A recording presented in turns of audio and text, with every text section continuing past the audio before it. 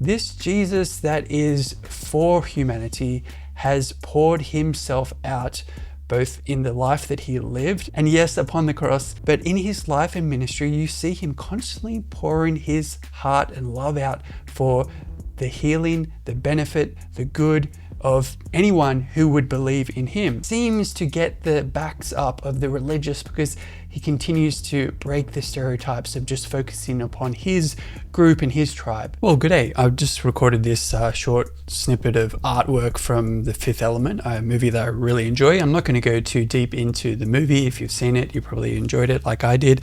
What I am going to be talking about, which I normally talk about, is faith, and particularly the person of Jesus. I'm recording this today after I've gone for a surf and thinking about good and evil. As you do out in the ocean, you think about good and how there are a lot of good things in the world, and you also think about how there are bad things.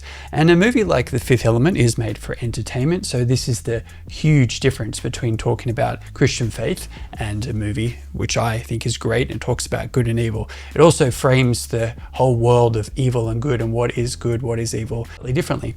In the scriptural narrative, in my interpretation, and I think it's always good to say that, you interpret scripture as you read it, and hopefully you're getting a sense of what kind of poetry or what kind of writing, who the letter's written to, for what purpose. Did Paul write it? Did John write it? Is it about Jesus? What kind of lens are you looking through at the scriptures? Do you have more of a, this is how it has to be, and this is what I'm telling you, and this is it?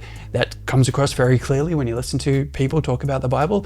It's not only frustrating, it's very limiting, and I think it pushes people away from the central narrative of who Jesus is. So back to The Fifth Element, just to clearly say, I'm not trying to draw a narrative of evil in The Fifth Element somehow represents the evil in scripture or the Bible, or The Fifth Element has borrowed from biblical narrative. No, not at all. It's simply a movie that raises up this general issue of evil and how to overcome it, and in the movie has a solution to it. Yet when we look at scripture, we find that there is actually a different solution to evil.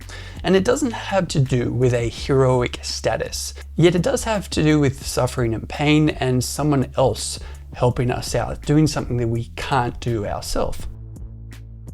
You may say, Jonathan, you're making connections between The Fifth Element and the biblical story of Jesus being risen again after conquering death through suffering, and you're making some parallels. I'm not actually trying to do this intentionally. There may be something in the way that I viewed story before I actually started to follow Jesus in a Christian faith sense, that I found it so appealing to me that there is someone out there that could love someone else, that could care for them and actually die in their place. That is a story in many narratives, and I actually have shared about the focus upon Christ and what he has done for us in hundreds of videos. What I would like to actually focus on, and forgive me if this seems disjointed, I think that there is a supernatural tendency for us to view resurrection, salvation, holiness, a sense of goodness, some form of help from above, help from something else that is beyond just us. And what I will do is mention a few of the miracles that we find in scripture where Jesus shows us his miraculous ability. There's the raising of Lazarus, Jesus's friend, John 11. There's the healing of the centurion's servant in Matthew 8. There's a paralytic person who is healed in Matthew and Mark and Luke. You can find that all listed below. There's a woman who is constantly bleeding and suffering and reaches out, if I'm not wrong, and just touches Jesus and is healed. Jesus feels the power go out of him. My claim here, and maybe you don't agree, and that's okay, please let me know what you don't agree about, is that Jesus is the way that we find healing.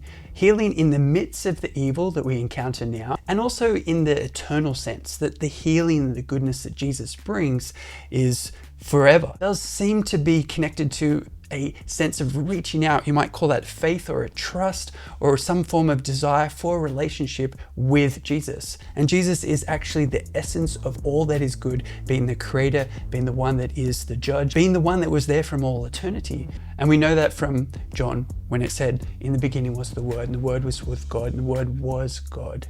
Thanks for watching the video. If you've disagreed or didn't like the video, let me know why. I'd love to know.